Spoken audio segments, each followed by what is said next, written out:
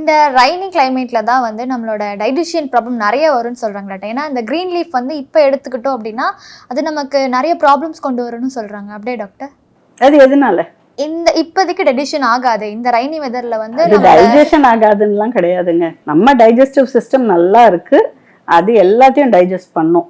கீரை அந்த மாதிரி ஐட்டம்ஸ் ரெய்னி சீசன்ல ஏன் எடுத்துக்க கூடாதுன்னா அது வளர்ற கண்டிஷன் வந்து நல்லா இருக்காது. நிறைய யூனோ ட்ரைனேஜ் வாட்டர்ஸ் மிக்ஸ் ஆகிருக்கும். கரெக்டா? அப்படிதான் இருக்கும். நம்ம நாட்டில் நீங்கள் எடுத்துக்கிட்டிங்கன்னா you see all those. So அது வந்து ஹெல்த்தியான கண்டிஷனில் வருதா அப்படின்றது ஒரு குவெஸ்டியன் மார்க். அண்ட் யூஸ்வலாக எவ்வளோ நல்லா நம்ம கழுவிட்டு அதை சமைக்கிறோம் அப்படின்றதும் ஒரு குவெஸ்டியன் மார்க்.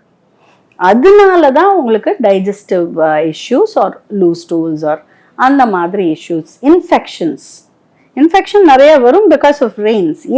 ஏன்னா இதெல்லாம் one of the reason. Okay. And எவ்வளோ நல்லா நம்ம ஹைஜீன் மெயின்டைன் பண்ணுறோம், கையை நல்லா கழுவுறோமா, இதெல்லாம் ஒரு சின்ன சின்ன விஷயம்தான்.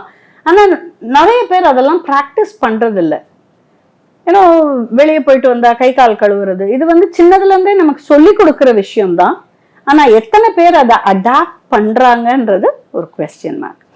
அதனால தான் பிரச்சனை வருமே தவிர கீரையை கம்ப்ளீட்டாக சாப்பிடக்கூடாதுன்றது இல்லை. You have to be careful because stomach infection அதனால வரலாம்.